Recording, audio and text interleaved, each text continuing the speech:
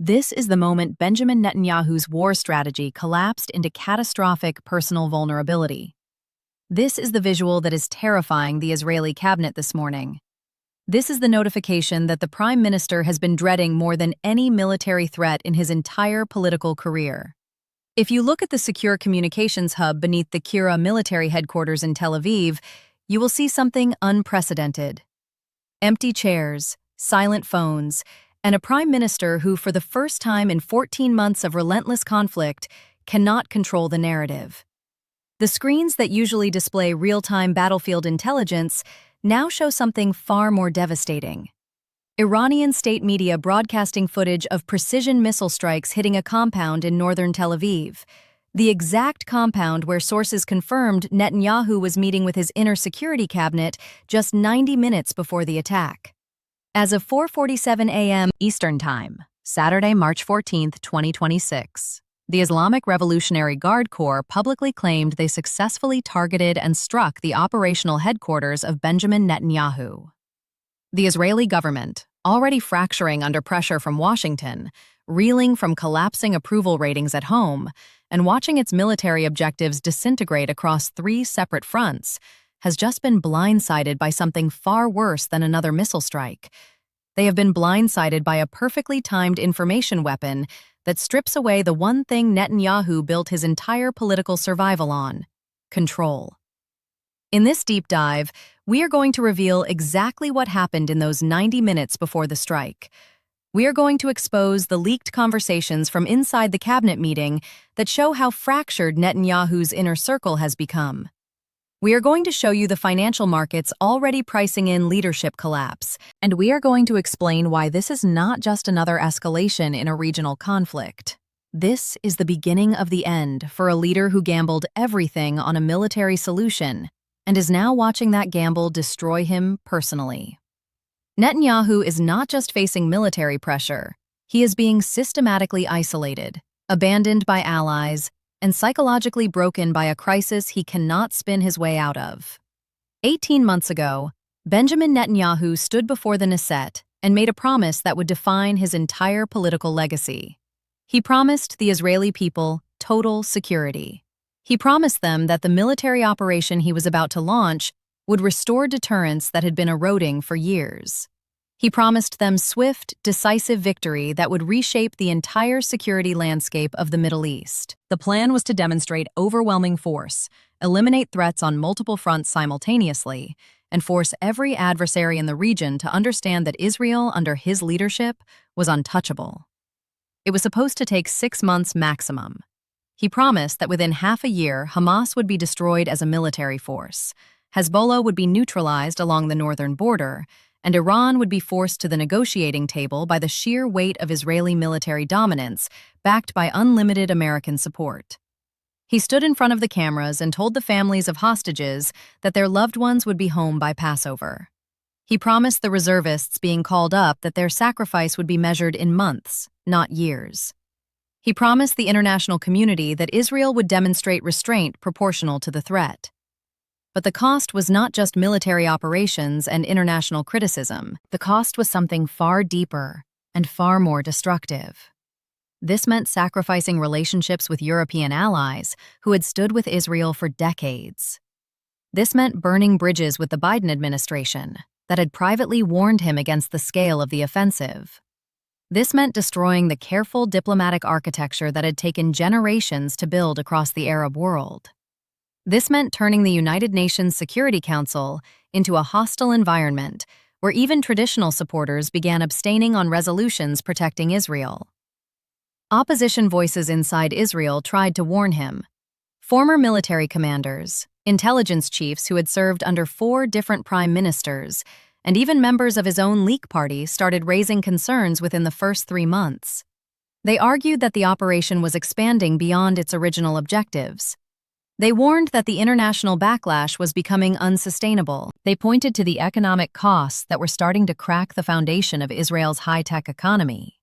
They pleaded with him to accept a ceasefire framework that the Americans were quietly pushing through back channels. But Netanyahu dismissed them all. He called them defeats.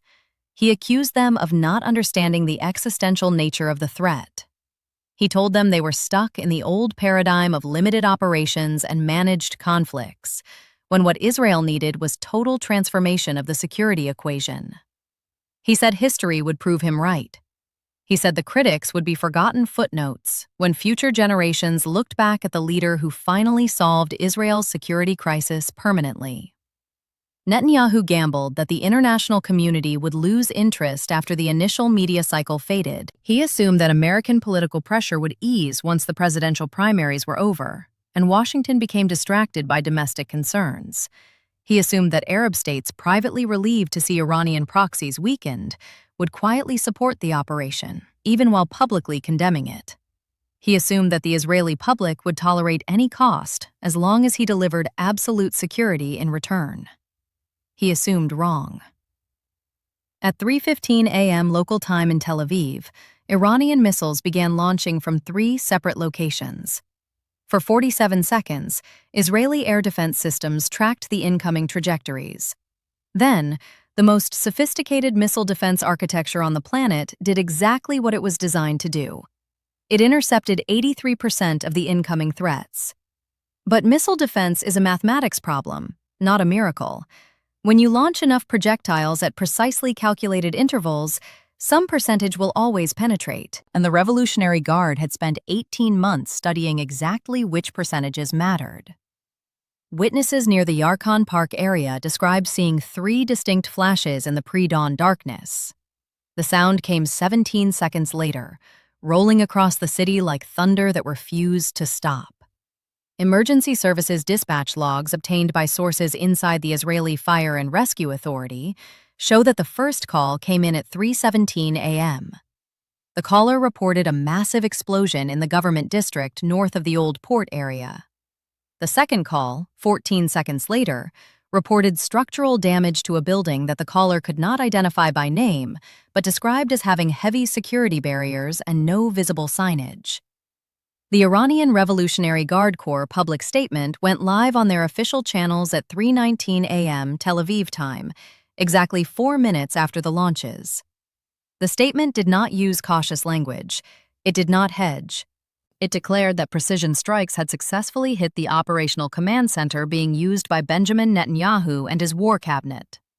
The statement specifically noted that intelligence indicated high V-value targets were present at the location at the time of impact. But this was just the beginning. While emergency responders were still trying to reach the strike zone, while Israeli military sensors were implementing immediate media blackout protocols, while the Prime Minister's security detail was executing evacuation procedures that had been planned for exactly this scenario, 3 other crises were erupting simultaneously across multiple dimensions of Israeli governance and security.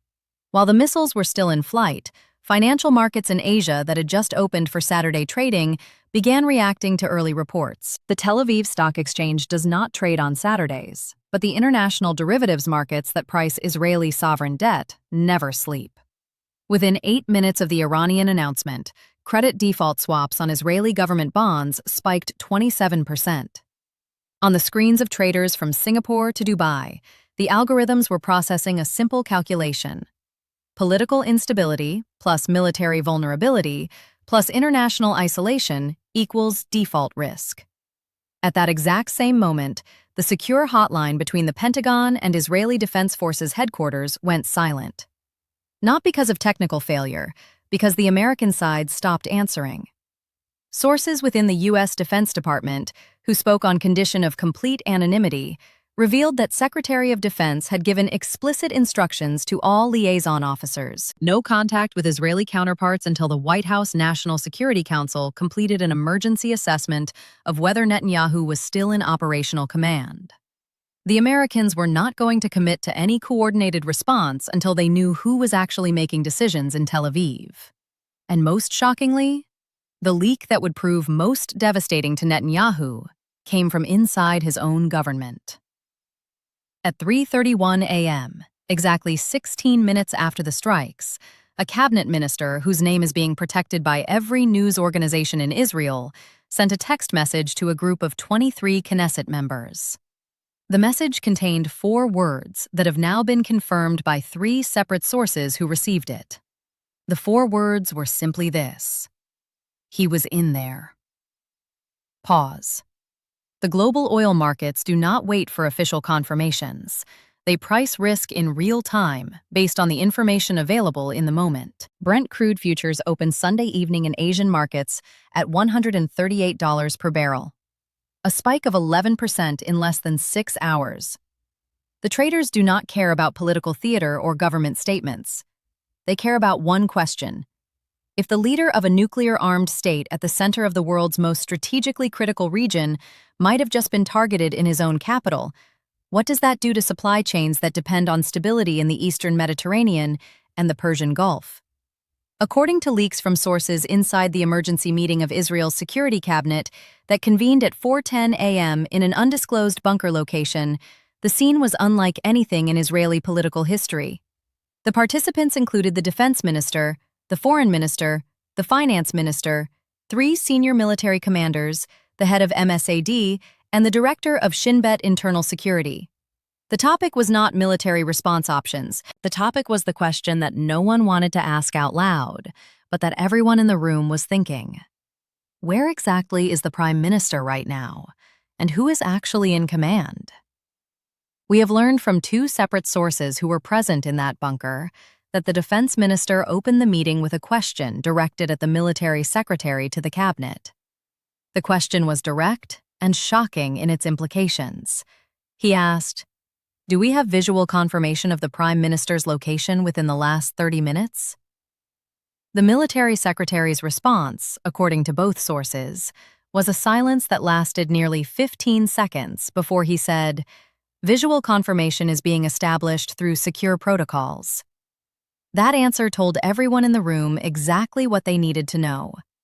In a normal security crisis, the Prime Minister would have been on video conference with this exact group within 8 minutes of an attack. The fact that visual confirmation was still being established 45 minutes after the strike meant one of 3 possibilities.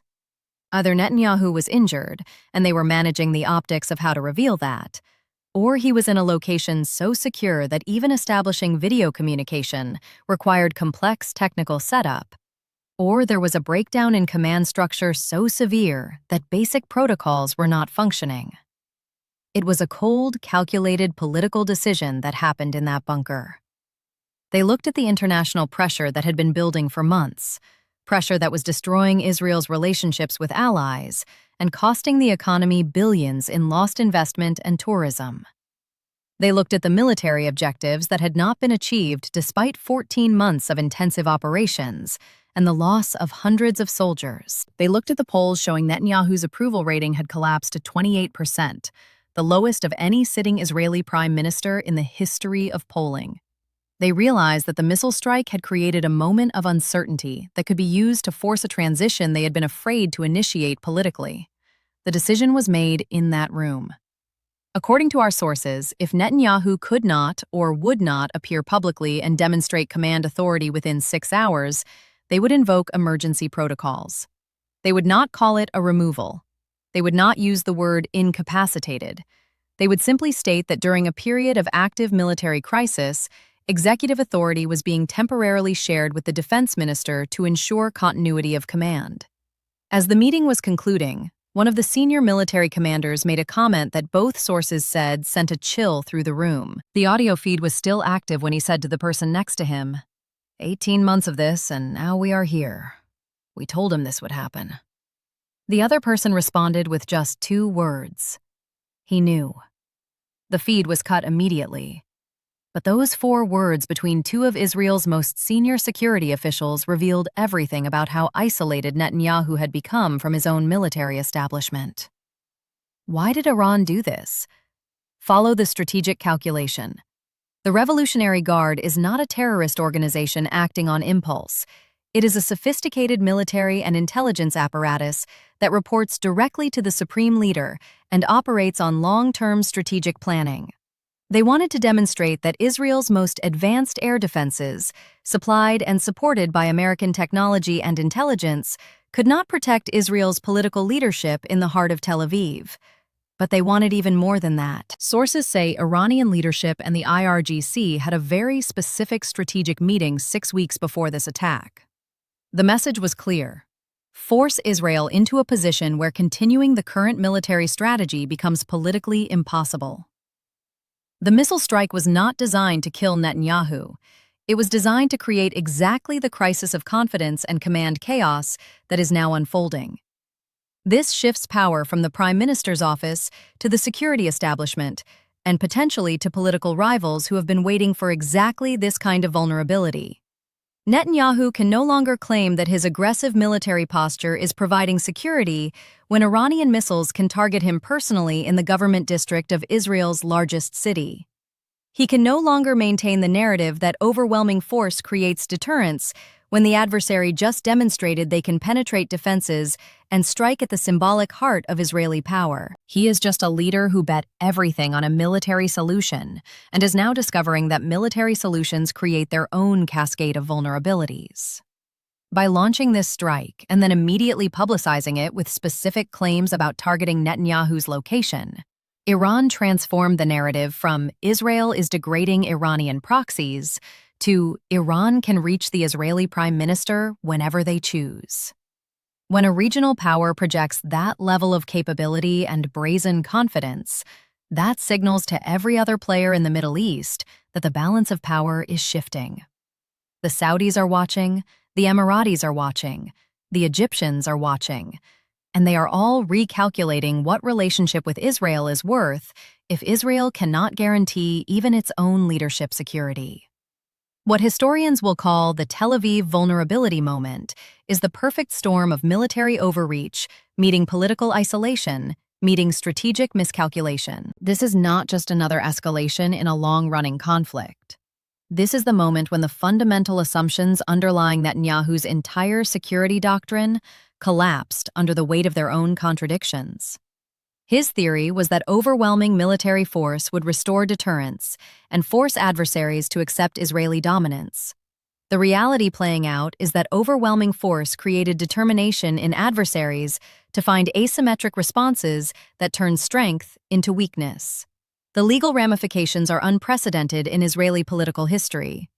The Attorney General's office has been quietly preparing an analysis of constitutional authority during leadership incapacitation scenarios. Multiple sources within the Justice Ministry confirm that the legal team has been examining Section 16 of Basic Law, the government, which deals with temporary inability of the Prime Minister to fulfill duties. The claims being reviewed include potential violations of command authority protocols, failure to implement approved security measures, and decisions made regarding military operations that exceeded the scope of cabinet authorization. This is not opposition politicians looking for political advantage. This is the permanent legal establishment of the Israeli government preparing for scenarios that were previously theoretical. If it becomes clear that Netanyahu was in a location that violated his own security details protocols at the time of the strike, that could trigger criminal negligence investigations. If decisions about military operations were made without proper cabinet consultation during this crisis period, that could violate the legal framework that governs executive authority in Israel. Here is the domino effect that is now in motion. If Netanyahu cannot demonstrate full command authority and appears weakened or compromised, then the coalition partners who have been quietly unhappy with the war strategy have political cover to demand changes. If coalition partners demand changes and Netanyahu refuses, the government could collapse into new elections. If elections are called during an active military crisis, the campaign becomes a referendum on Netanyahu's entire approach to security. If that referendum goes against him, then 18 months of military operations and all the international costs that came with them get reframed as a catastrophic strategic failure. We are looking at the potential collapse of not just a government, but an entire security paradigm that has defined Israeli policy for nearly 2 years. The Americans are watching this with a mixture of concern and quiet calculation. President Biden and his national security team have been trying to find an exit strategy from supporting military operations they believe have become counterproductive to regional stability and American interests. But they needed an Israeli counterpart who was politically strong enough to accept a ceasefire framework without looking weak. A weakened Netanyahu cannot deliver a ceasefire without his right-wing coalition partners abandoning him. But a strong Netanyahu has refused every ceasefire proposal because he believes military victory is still achievable. The Gulf states that quietly normalized relations with Israel over the past decade are now reassessing the value proposition. They partnered with Israel because they saw a stable, technologically advanced, militarily dominant regional power that could help counter Iranian influence. What they are seeing now is a country whose prime minister might have just been targeted by Iranian missiles in his own capital, whose military has been unable to achieve stated objectives after 14 months of intensive operations, and whose international standing has deteriorated to the point where traditional allies are distancing themselves publicly. A desperate Netanyahu facing political collapse and potential legal accountability can be manipulated by adversaries who understand his psychological profile. Intelligence assessments from 3 different allied nations, obtained by sources familiar with the analysis, all reached the same conclusion. Leaders under extreme political and legal pressure make decisions based on short-term survival rather than long-term strategic interest. Those decisions often escalate conflicts in ways that create even deeper crises. This creates a split in the Israeli coalition that cannot be healed through normal political negotiation. On one side, you have the hard-right nationalist parties who form the core of Netanyahu's parliamentary majority. Their stance is ideological commitment to the military campaign regardless of costs. Their motivation is religious and nationalist belief that this is an existential struggle that must be won completely.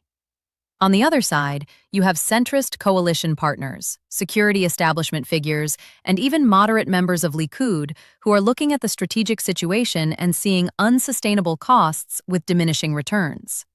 A divided Israel cannot accomplish what Netanyahu promised.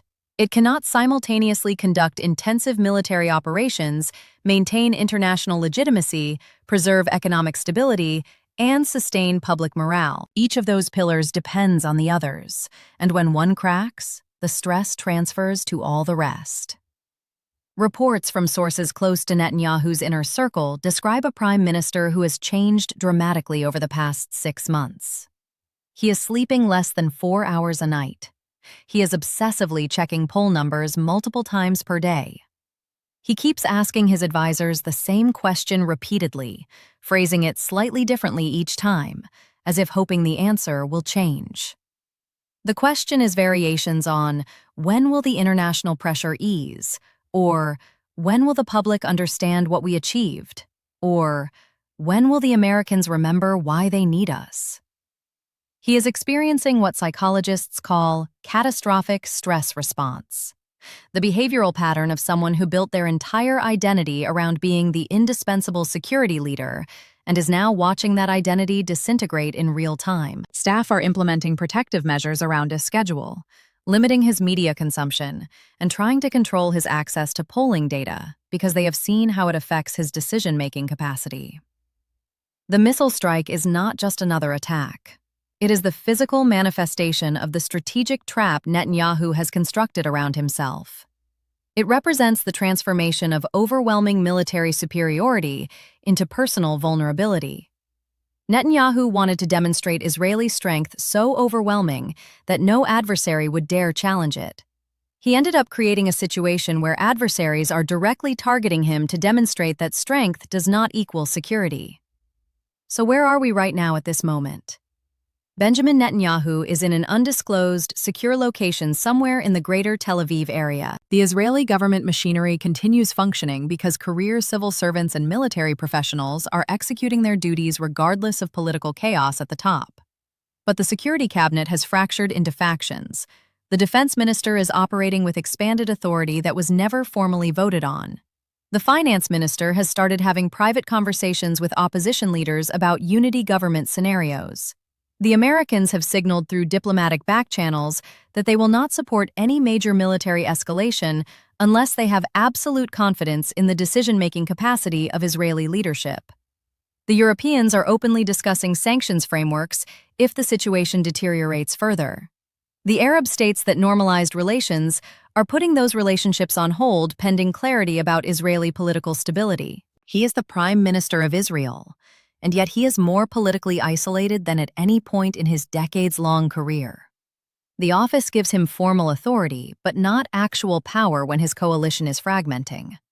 His security establishment is operating independently, and his international support has evaporated. As we head into the next 72 hours, expect increasingly erratic decision-making from the Prime Minister's office. Netanyahu will try to demonstrate strength through military escalation to prove he is still in command. He might try to force a confrontation with political rivals to consolidate what is left of his base. He could even attempt to call early elections on his own terms before the coalition collapses completely, gambling that the public will rally around leadership during crisis. But what cannot be undone is the revelation of vulnerability. The foundation of Netanyahu's political power for 2 decades has been the image of strength, security, expertise, and indispensability as Israel's protector. That foundation is shattered. When Iranian missiles can target the Prime Minister's location in Tel Aviv, when his own security cabinet meets without him to discuss command authority, when Israel's closest ally stops answering the phone until they know who is actually in charge. There is no coming back from that kind of exposure.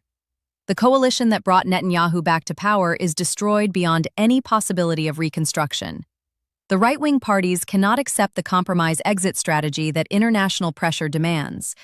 The centrist partners cannot accept continued military operations that are devastating Israel's global position.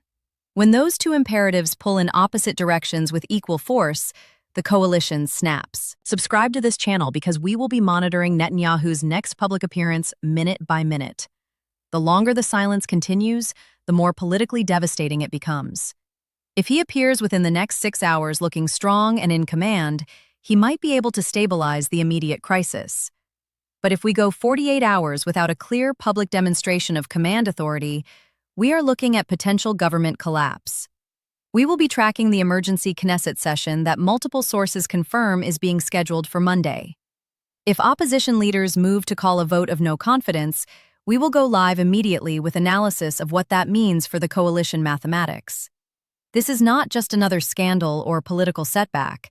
This is the endgame of a strategy that gambled everything on military solutions and is now collapsing under the weight of its own contradictions. The missile strike was just the trigger. The real damage was done by 18 months of decisions that isolated Israel internationally, fractured the domestic coalition, exhausted the military, and created vulnerabilities that adversaries are now exploiting with precision. Watch closely over the next 72 hours. The decisions made in the next 3 days will determine whether Israel faces early elections, a unity government, or something unprecedented in its political history. The question of where Netanyahu is and who is actually in command is not speculation. It is the crisis that every decision-maker in Jerusalem, Washington, Tehran, and every regional capital is trying to answer right now. Stay safe and remember, when leaders gamble everything on strength, and that strength is exposed as vulnerability, power does not fade slowly. It collapses all at once.